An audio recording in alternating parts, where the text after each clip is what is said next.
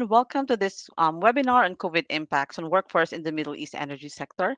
I am Jeremiah, the community manager of TechnologyCatalogue.com, and we are organizing this webinar to share insights on how the pandemic has affected energy companies in the Middle East, as well as, of course, almost the same thing with companies in other parts of the world.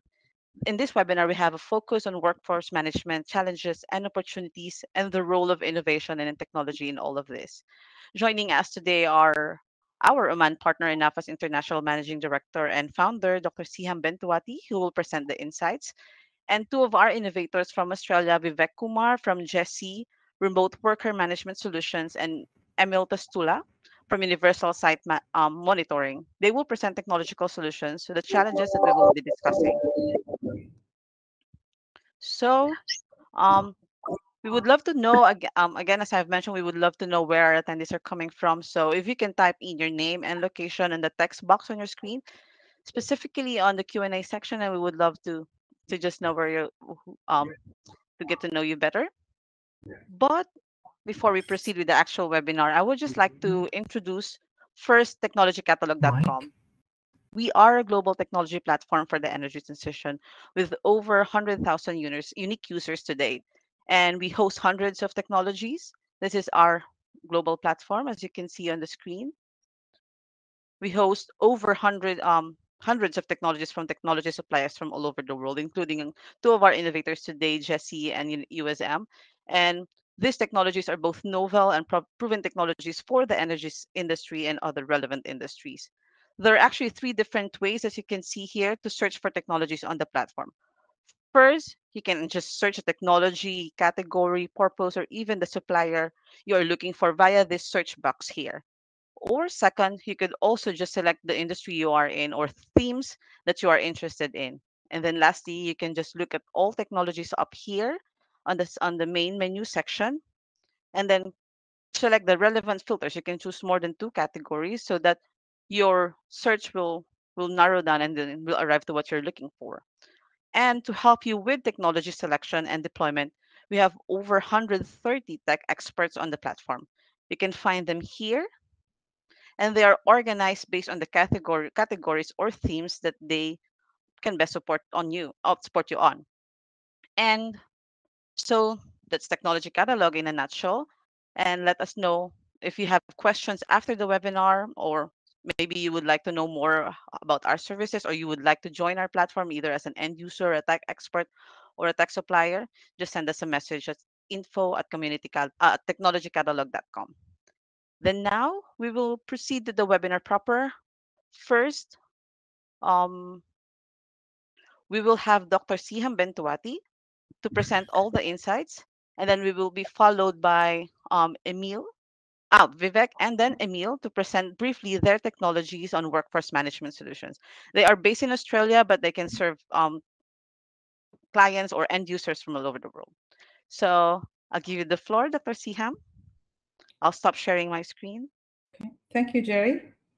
Assalamu alaikum. Good afternoon, good morning, good evening, depends where you are. I'm very delighted to be with you today, and thank you for joining us for this webinar. So I'm going to share my screen. And yeah.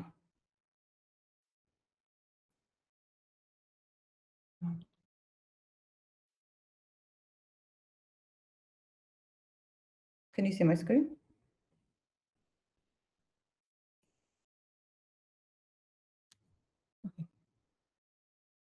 Okay.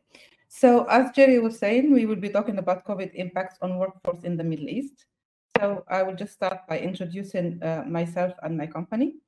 So my name is Syham Bentouati. I'm a Sparky by background, so my background is electrical engineering.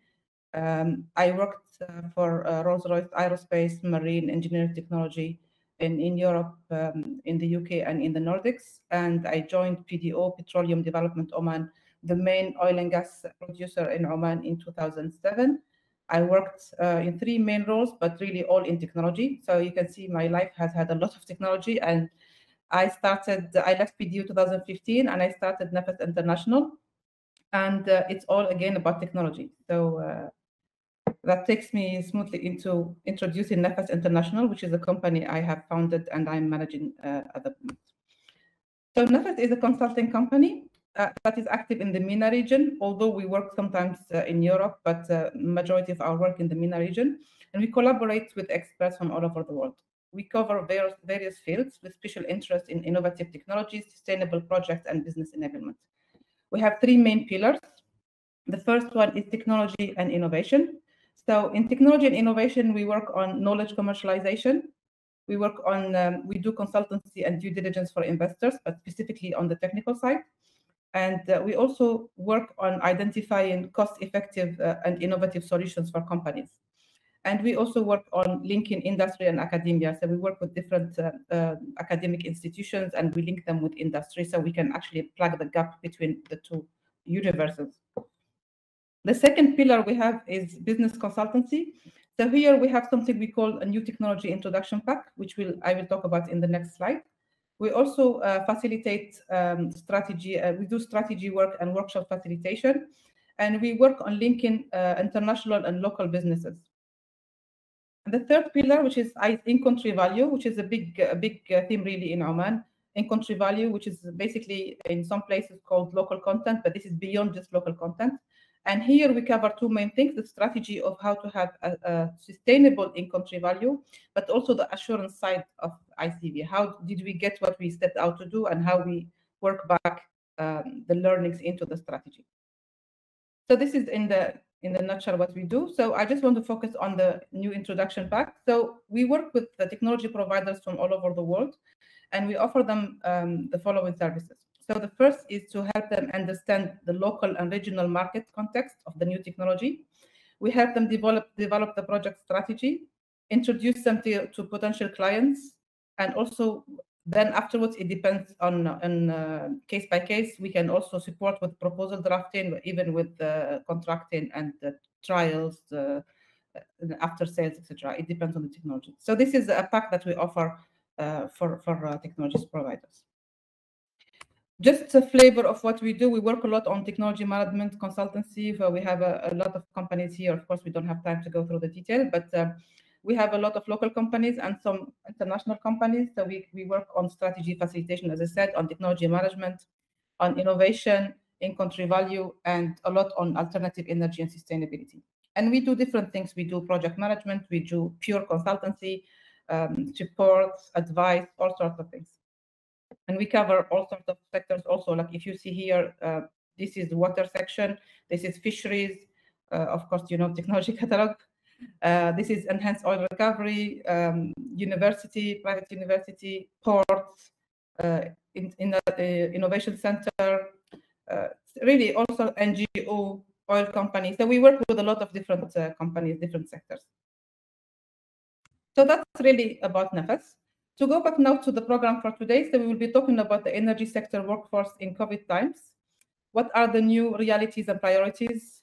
What kind of technologies are required to moderate negative impact of COVID-19? And then I will just talk briefly about some of the technologies that we already have on the catalog. The first message, I think, in terms of workforce in COVID times is there is no turning back to pre-pandemic. Even if there is the improvement in what's going on, we're never going to go back to how it was before. So social distancing, work from wherever, whenever, international travel, all of this are going to become new realities. More automation, accelerated energy transition, all this will become the new normal.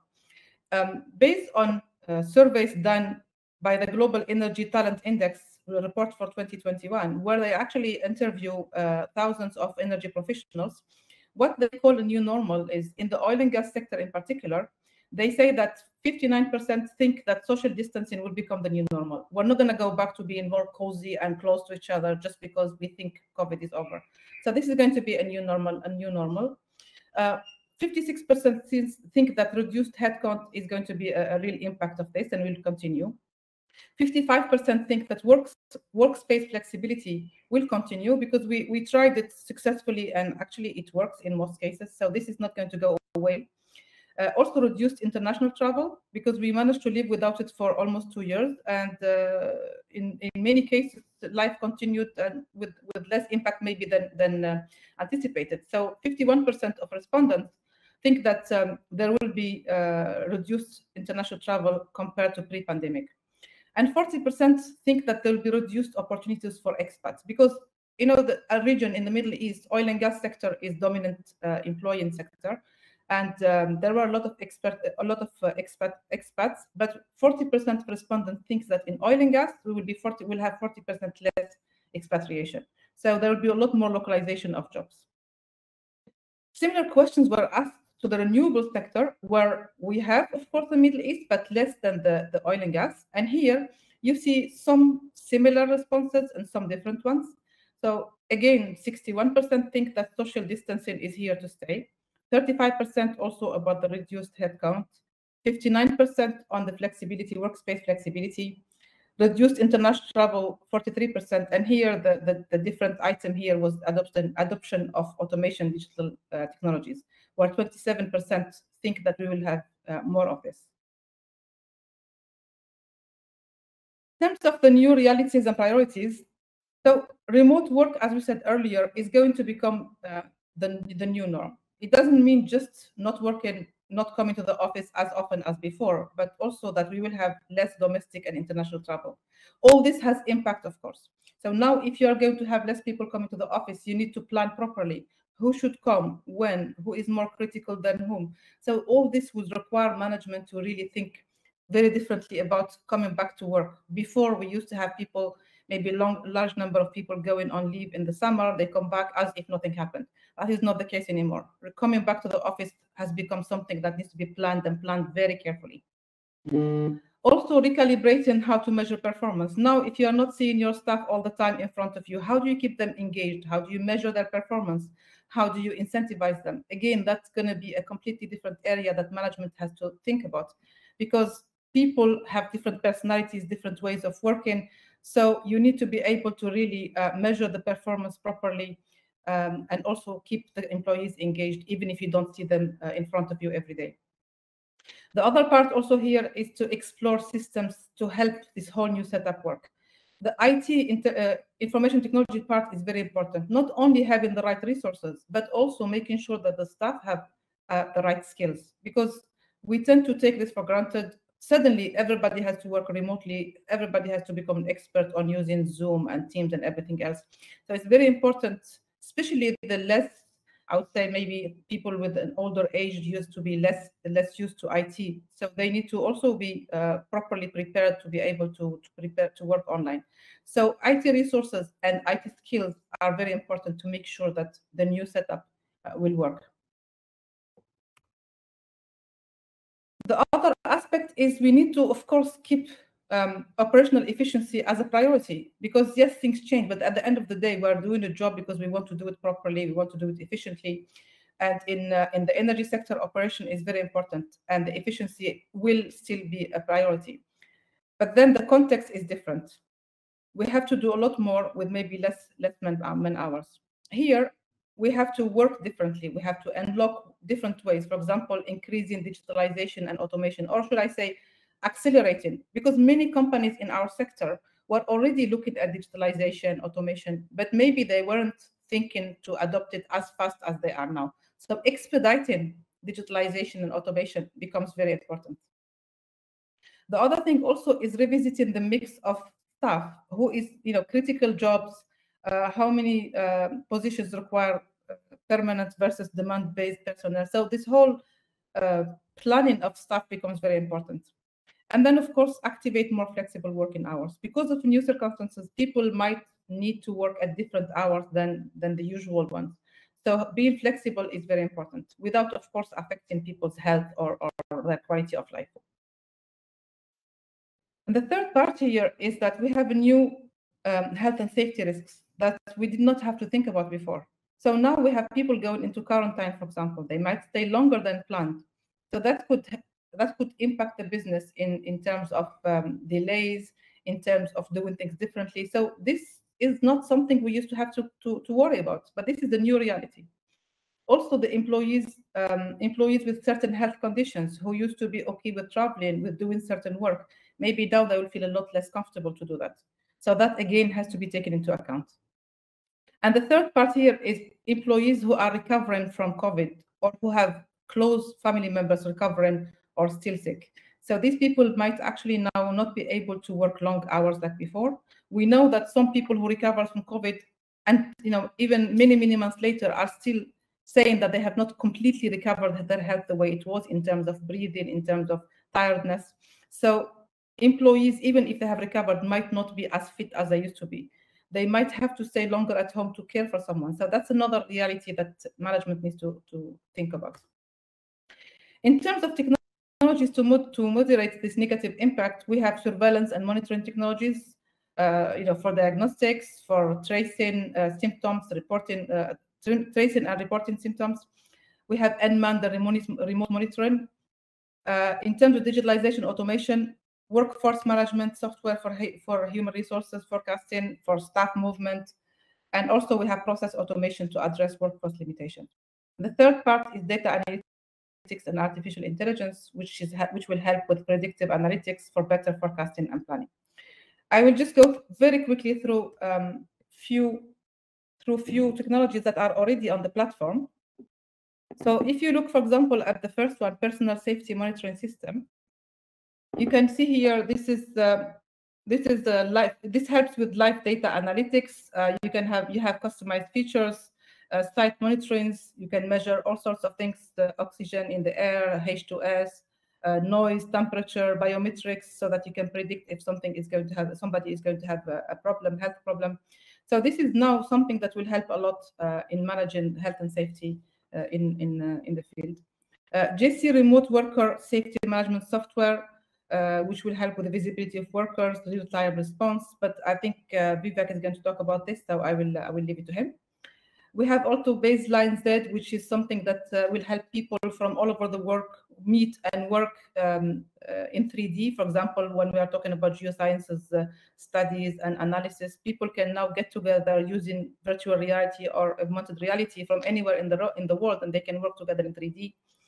We have Smart Helmet, which is for employee location, which is also it's an industrial Internet of Things helmet, and it will help with having a safer, more efficient environment. We have also Cerebra, which is an AI-powered diagnostics tool. It also can help create a digital twin, so it will help reduce NPT. It's like running basically your field on autopilot. Also, Viewport, which is again AI-powered software, which will help see single view for all the technology data, and it focuses on reliability, validation, and asset integrity. So you can see all your documents in one dashboard only. Here in the bottom, we have ROMware COVID Radius. So this is actually a wearable that will help protect by enforcing physical distance. So if, for example, employees are too close, then it will give them a warning. So it will help with being compliant and enforcing the rules. Access asset management software for efficient decision-making, also to manage data collection and to minimize risks to critical assets. The autonomous industrial drone is a drone in a box, basically, which will help with inspection, safety, security, and it can also use artificial intelligence. It's weatherproof, and that can be used also in times where you don't want, of course, humans to be exposed. And the last example I have here, Hygia fever detection, which is an intelligent temperature measurement of people. So using thermal imaging at very high precision and accuracy, you can actually see people going around, and you can straight away detect if somebody has a fever, and hence they can actually get it checked and hopefully prevent a health issue. And after that, I think I'm done, and I will leave it to the two gentlemen to present their technologies. Thank you, Dr. Yeah, thank you, Dr. Syham. And yes, the next part of the webinar would be to give the floor to Vivek and Emil. Vivek presenting the technology first. So Vivek, you can now share your screen. Awesome. Thank you, Jerry, and thank you, Dr. Syham. Very insightful presentation. I'll just share my screen.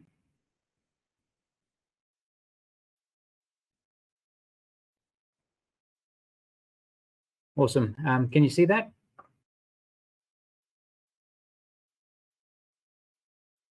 Can you guys see that?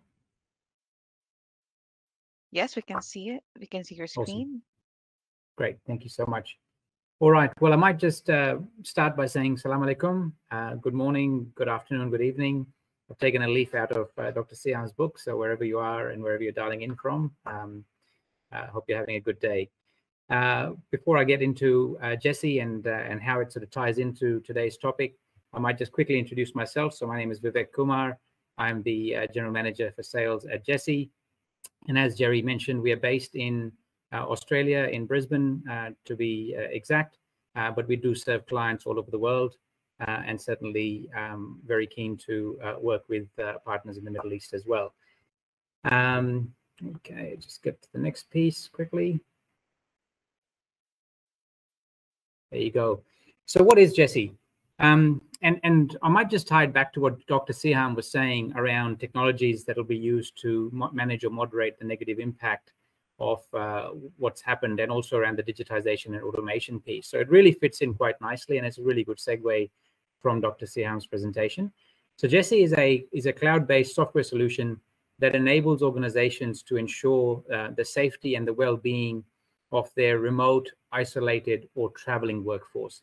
And by traveling, it doesn't necessarily mean only by air. It also includes, car travel, rail travel, etc., all sorts of forms of travel. And at its core, what it does, it basically automates an alert to emergency contacts if a user doesn't check in at a nominated check-in point, which could be time or distance-based. And obviously, I'll delve into a little bit more detail. And so it allows the organizational hierarchy to control the risks that are associated with having a remote workforce. And again, as Dr. Syham pointed out, remote workforce is a norm. So, we feel that there's a really strong fit in the future with a solution like JESI. And it automates the existing manual administration management processes, a lot of companies in this sector would typically employ. And being a cloud-based solution, it is completely device agnostic and is accessible by all devices and operating systems. I might just quickly touch in on the why. So how JESI came about is that our CEO and founder, Joe Houlihan, had a friend of his, and this is going back a few years now, who took a road trip that he was a traveling salesperson, and he used to do this trip reasonably often, so knew the route well. And one particular day, about 10-15 minutes before his actual destination, he, as you can see on the picture on the right-hand side, flipped the car and was incapacitated, couldn't reach his mobile phone as he was tied in with the seatbelt and couldn't get it off, and therefore couldn't let anyone know that he was actually upside down. And it wasn't until midnight, 6 hours later, that a truck that was passing by saw a flipped car, and somehow this particular truck driver just thought he should go and check and realized that there was actually a person in there. And luckily, Jono, who was Joe's friend, was alive, but just incapacitated. So that story ended well. Unfortunately, not all stories in this case end well. Just a little bit about the company. So after that happened, Joe decided to found the company. So we founded in 2012. And last year in October, we received Series A funding to help us grow and scale, which is what we're doing at the moment. So we're rapidly expanding our services across the world. Some of our customers, as you can see on the right-hand side, and we do have a sweet spot in the resources, oil, gas, mining, energy sector, as you can see from some of those customers, as well as within the utilities and transportation space.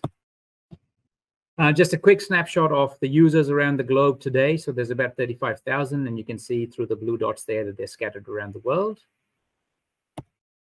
I might spend a little bit more time on this particular slide. So this is really about how JESI works.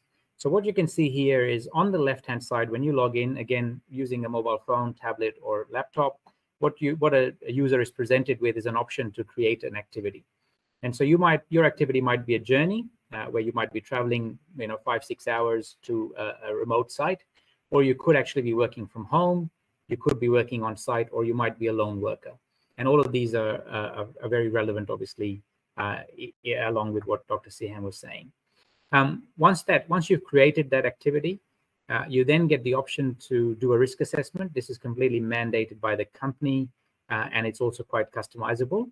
But basically, it's to ensure things like it could be around fatigue-related questions. It could be around well-being-related questions for COVID, for example. It could be around having enough sleep, etc. Or it could be simply that the activity that you're undertaking is a high-risk activity, and therefore you're required to complete a risk assessment. And once you've done that, we have a workflow in the background that could go in for formal approval by a supervisor or manager, or we have also an option where you get a score, and we do an algorithm that runs in the background, which again is customizable. And if it's a low risk, then it automatically gets approved. But if it's a high risk, then those are the ones that may go to a approval workflow. To give you an example, we have a customer who had 16,000 of these digital risk assessments done in a 6-month period. Only 1.3% of those needed approval, and just in the mere productivity gains from that particular customer, and it is in the resources sector, reckons they saved about $250,000 in that 6-month period. Then what happens is you commence obviously the activity.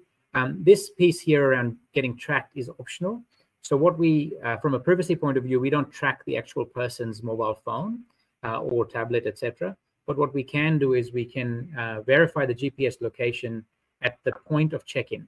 And that check-in could be, as I said, time or distance based. So if you're having a 6-hour journey, you might have a check-in every 2 hours, for example. Or if it's a person working on site, it may be a case of checking in once a day. So that, again, is customizable.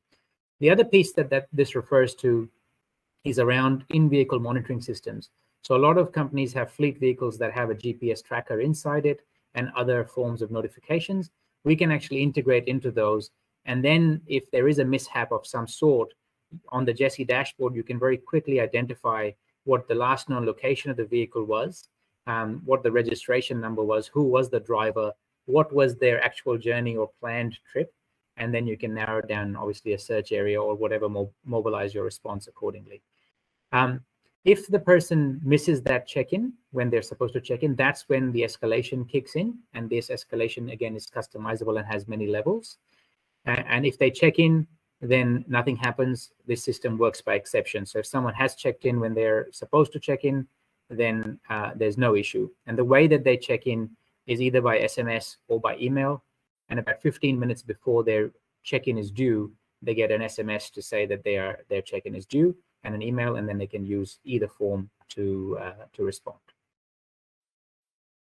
This stats that I'm going to quickly share are actually from a customer, where they actually had a call center which was scheduled for call in and call out for remote workforce and traveling workforce.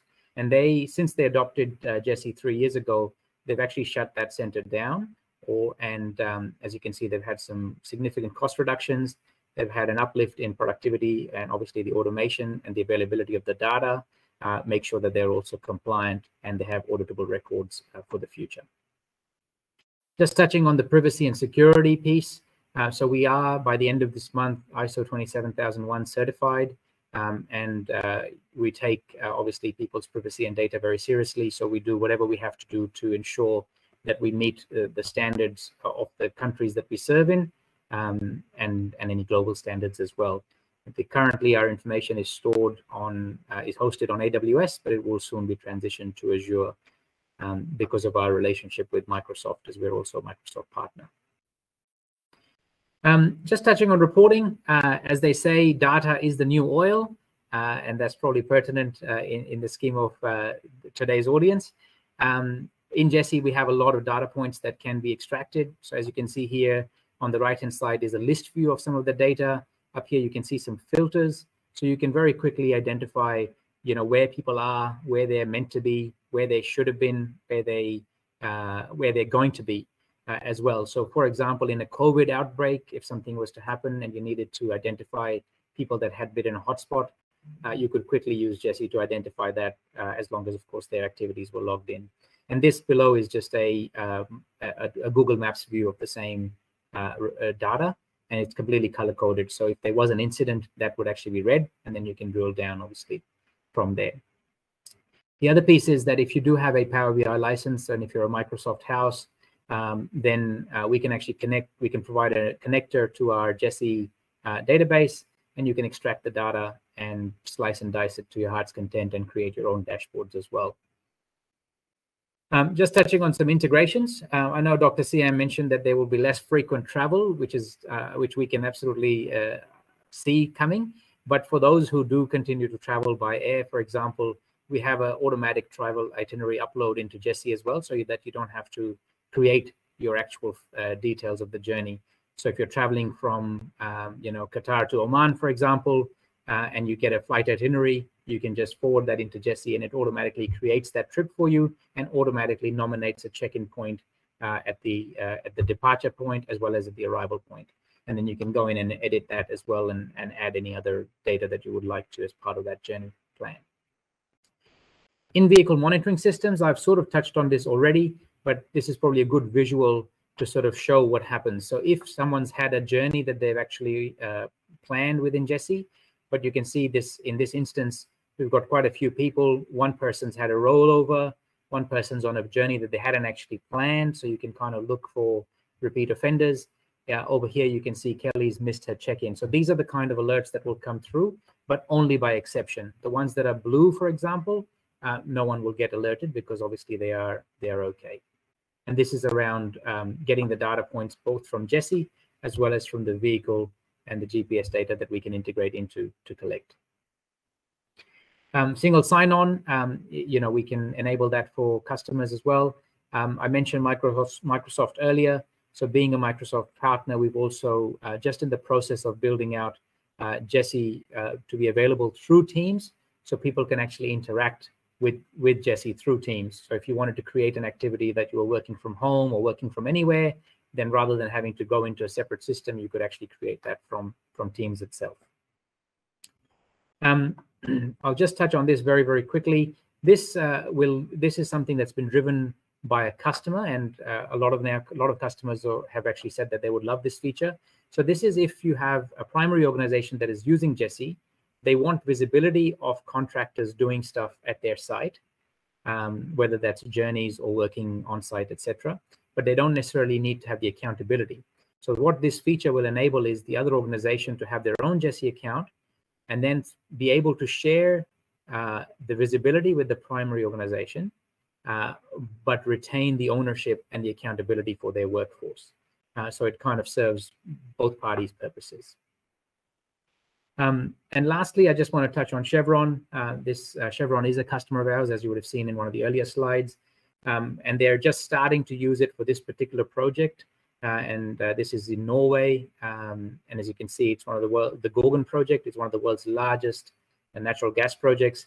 And they're using it to manage and monitor the risks associated with international, domestic travel. And we've also built out some COVID checks, etc., that they wanted to customize for the purpose of this particular use case.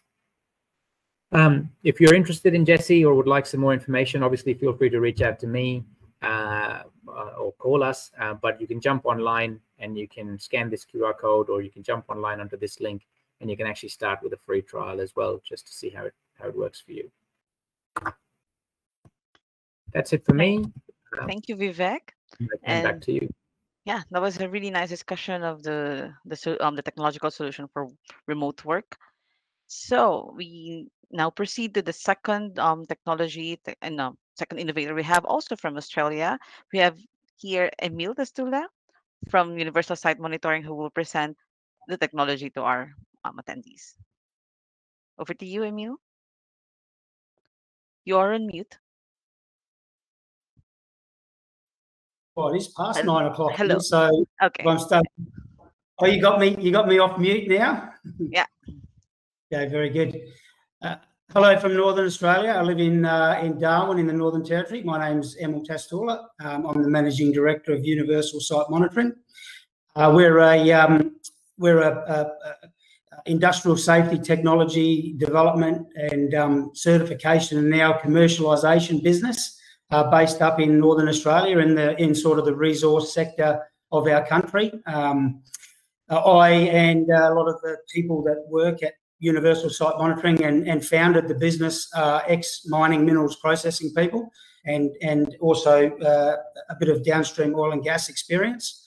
And we basically are an organisation that's looking to connect global workforces to central command and control points, so that basically the most experienced people within facilities that understand the idiosyncrasies of the plant and machinery that they operate on a day-to-day basis, as well as the behaviours of the crews that they supervise, are armed with the best, most up-to-date and real-time data that flows to those control rooms, so that they can look at that real-time information and potentially make life-saving proactive decisions about intervening for a safety cause to prevent situations escalating into an alarm state and then potentially into a situation where there may be a LTI or a fatality.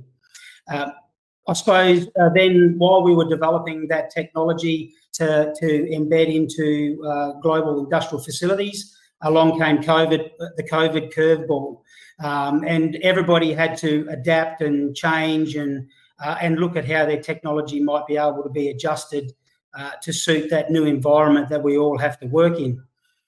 That connection, that real-time connection of both location, of biometric information, of ambient and atmospheric condition, the ability to have communications built into handheld worn devices, and then that information going to a central control room actually played into, I suppose, an advantage for us to take a slight pivot, look more at biometric information, and give an opportunity for, I suppose, monitoring of health status to also come to the fore, for looking for increases, slight increases in body temperature, changes in heart rate, blood oxygen level reductions. These sort of things could be monitored and then also reported and alerted at a command and control facility.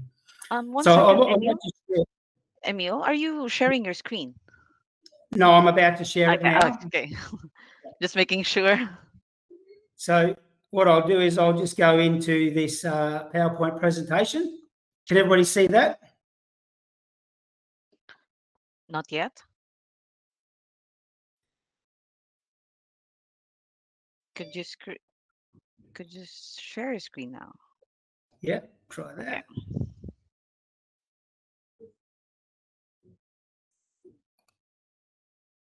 And how's that? We got that?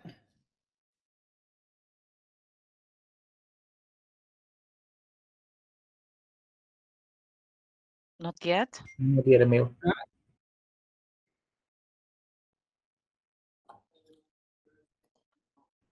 What I can do though is I have a copy of your presentation here. I could also just share your screen. Ah, okay, it's there. Have we got it now? Yeah. Okay, there. Okay. All right, sorry about that. So looking at COVID impacts on workforce in the Middle East energy sector, I suppose, is what we're all about here tonight. So oil and gas employees, they're obviously considered essential workers, especially in the Middle East, where a big part of industry there is around the oil and gas sector. It's obviously critical to not end up in a situation where we have workforce shortages, people infected by viruses, and those skilled people are not easy to replace should they obviously exit the workforce, around having an illness. Difficulty in maintaining skeleton crews and continuing operations. Difficulties in locating and communicating with lone workers is a global problem, and obviously we need to make sure that workers are connected all the time. Disruptions expected for maintenance, inspection, repair, replacement of equipment and drilling activities.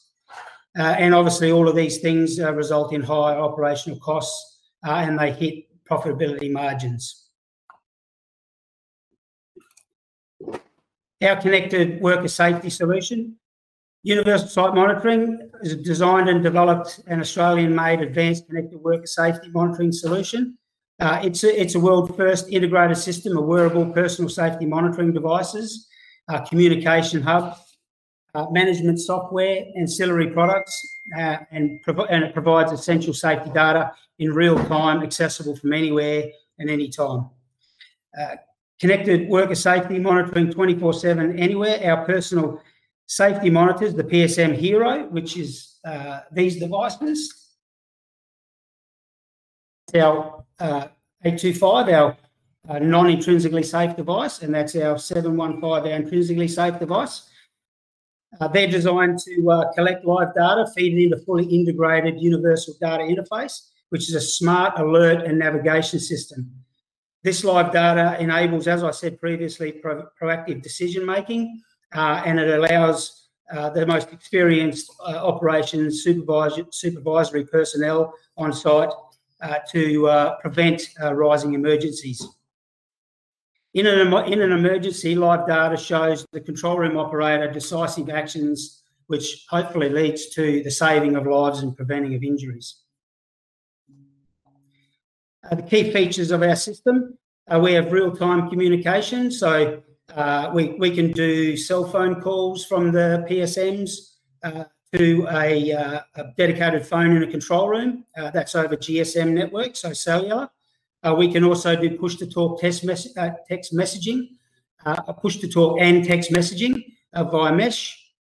We also have actual text message sending capability from the PSM in the form of predetermined text messages that are on both the devices and on the data interface.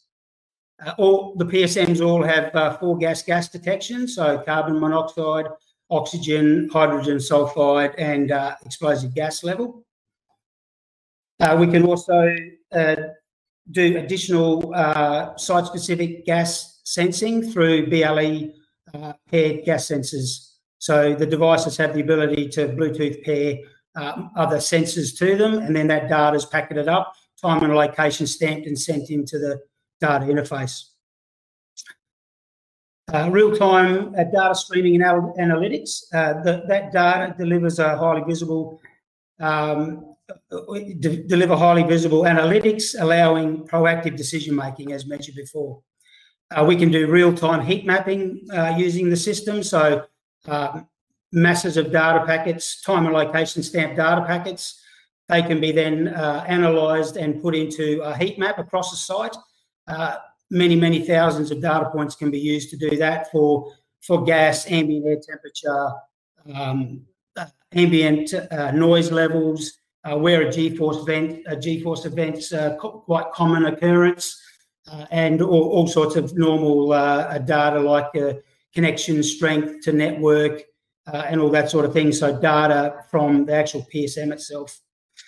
All PSMs obviously have a GPS tracking capability within them, and also trilateration and unilateration over mesh network. So we can do location sensing above ground using GPS. We can also do location sensing underground and subterranean using mesh network.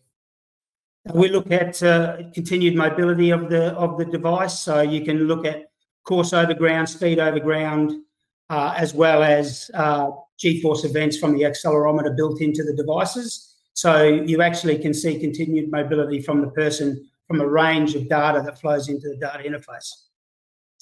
As I said before, slips, trips and falls, that's indicated by the accelerometer built into the device, looking for G-force events, and you can actually see if somebody's walking, completely stationary, running, or if they've potentially had a fall and they've pulled quite a large G-force. We do geofencing. Geofencing is an important one, again, for, I suppose, COVID scenarios where you could have quarantine areas that people have to remain within, and then also people have to remain out of them. If it's a quarantine area, they don't have the ability to go in there. And as mentioned before, biometric data. Biometric data is very important from both a daily work information flow or data flow. One of the first signs of someone being stressed or having issues or approaching a heat stress or a dehydration event is it's all going to be around biometric data that flows into a command and control center, so it can be monitored and analysed. So here we can see, for example, a body temperature trend. We can see track. We can see where the person is. We've got a series of trends here that we can see where we can monitor any slight change in the condition of a person working on a site. And then, for example, in the case of negative biometric data, that person can be maybe pulled from the workplace, had a look at, and maybe tested to see if they are potentially taking on the early indicators of a virus, and removed early. And then you can go back and look at their contacts over the last 12, 24 hours using historical data, because all data is time and location stamped, and it basically sits there on the data interface to get reviewed whenever necessary. That's a trend of a heart rate, for example, and just ambient air temperature. And then every item on the list there is indicated to show a trend, and also then we can see alarms and all sorts of things when it's triggered.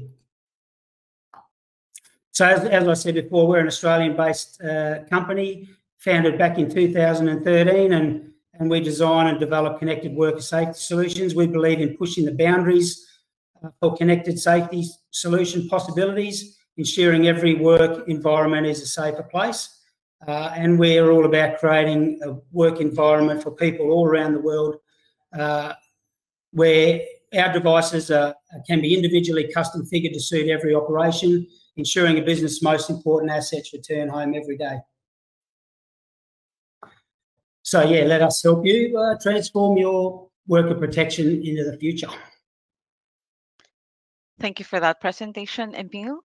And now, I'm not actually seeing some Q&A questions typed in on the Q&A section, but maybe if you guys have questions, you can actually just press the raise hand button, and I will allow, or I will enable your mic, so you could also say it, or you can also just type in the Q&A section, and our speakers, Dr. Syham, Emil, and Vivek, will be here to answer your questions.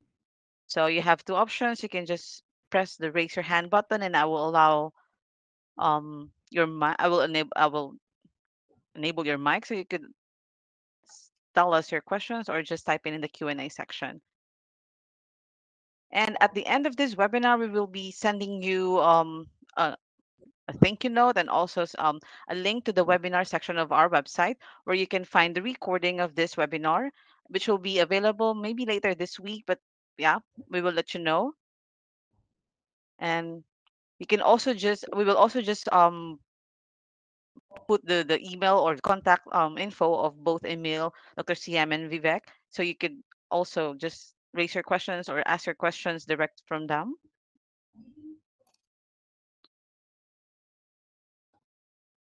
So are there any questions from our attendees? It was that clear.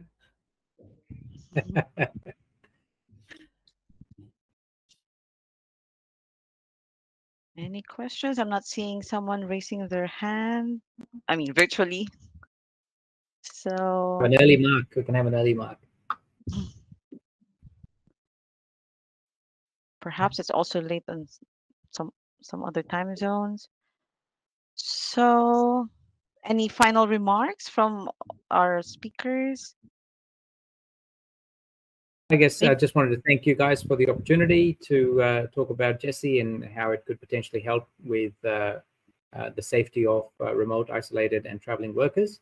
And I really enjoyed both Emil's and Dr. Syham's presentation as well. And yeah, thank you to you, Jerry, for organizing it as well. And thank you to TechnologyCatalogue. Looking forward to hopefully working a bit closer with the Middle East. Thank you, Vivek. Yeah, same for me, Jeremiah.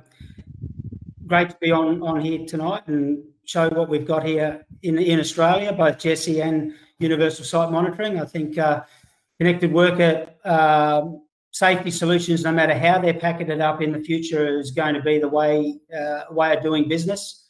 I think the days of having mountains of technology at our fingertips in all sorts of command and control centres, looking at process health and machine status, but having very little information flowing in should a operations person in the field not answer their radio, I think those days are going to be numbered, and companies are going to be looking to connect their workers and give oversight remotely from for safety for those people, whether it be workplace hazards, COVID, changes in environment where people are going to be facing hotter, longer, wetter, whatever days, So, it's all sort of culminating with using technology to make people's day at work safer.